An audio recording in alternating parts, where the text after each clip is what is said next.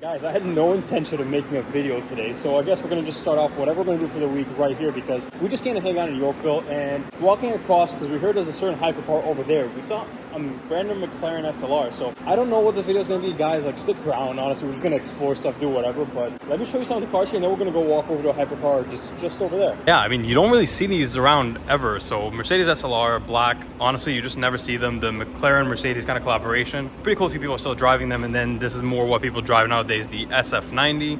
You know, the hypercar, the hypercar, the hyper supercar, they have the 1,000 horsepower. People honestly aren't liking them that much. The values are kind of going down, but performance for the money is pretty great. And then next to that is this Maybach. Honestly, you guys know white on white is my spec. My car is right outside white on white as well. And then this RSQ8 with some body kit, but I like this. The kind of Brabus wheels in the Maybach, I respect it. Yeah, guys, like weirdly, like end of summer and now end of September is the best time for cars. Everybody's kind of like, oh wait, like summer's about to be over. We got to take the cars out right now, which is why usually at this time the best cars are out. You know, we'll see Enzos and stuff like that around this time of year.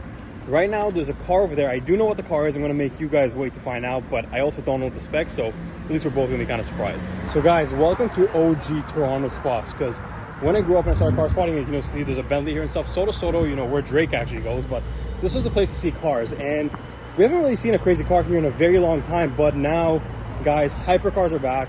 Hypercars are right in front of us, and man, wait till I turn this camera on and show you what's here. Here we have a Bugatti Chiron. Man, I don't think I've seen a hypercar in this spot in at least 2 to 3 years. They used to be here in almost like a weekly basis. There'd be like a LaFerrari here, an Enzo, a 288. I mean, you name it, we've seen it in this exact spot, and it's absolutely wild. And I love seeing that people are back. This Bugatti was previously owned in Montreal. I don't know who bought it, but somebody in Toronto bought it and they've been driving it and the car's been spotted. I didn't know if it's going to get spotted in the regular spots, but I love that they're bringing back car spotting. They're parking in the spots you want to see them at. And guys, here we are. Car spotting is back. We got a Bugatti Chiron. Guys, I know it doesn't mean much to you, but to me, to see a hypercar here brings back so many memories. So honestly, I love it. You know, first time I ever saw Bugatti in Toronto was a Veyron, and it was right here at this exact spot. So cool. Probably like 9-10 years later, now we see this, and look at the license plate. I don't know if it's supposed to be GME over or game over, but it's pretty cool. This is original I guess 16.4 original Chiron, not a sport, it doesn't have sky view, but the spec is great. Kind of the carbon body with this awesome looking kind of black and blue interior.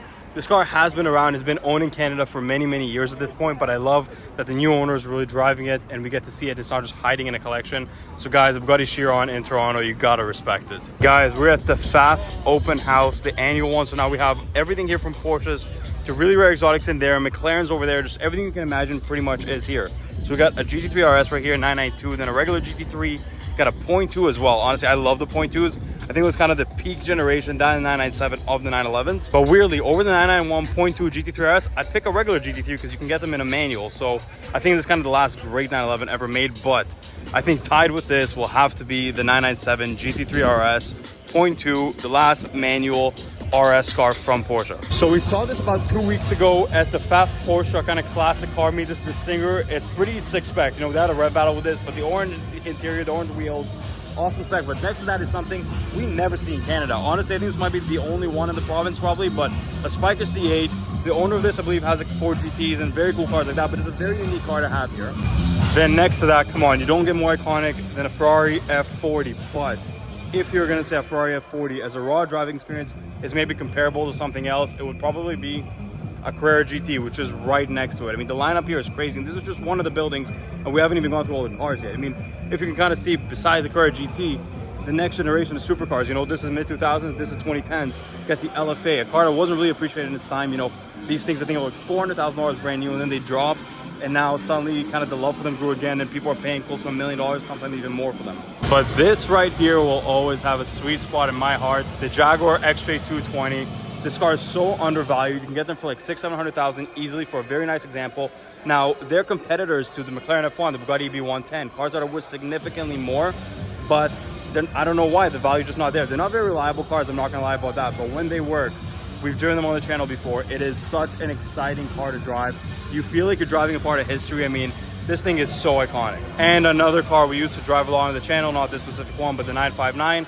This one I kind of feel the opposite about. I think it's a very iconic car. You know, the stories and the history behind the car is very important, but I'm not gonna lie to you, kind of drives like a 993 turbo, not too far off. So driving experience, I don't think is worth it. So I would honestly, if the price of the XJ220 was the price of this, and this was the price of the XJ220, it would make a little bit more sense. So here we have the Huayra Roadster. Now, we always see the purple one in Toronto. This is not the same car. This car used to be in Ottawa. I think right now it's in Montreal, but it's the blue with the gold wheels, Huayra Roadster, Canadian car originally, I believe.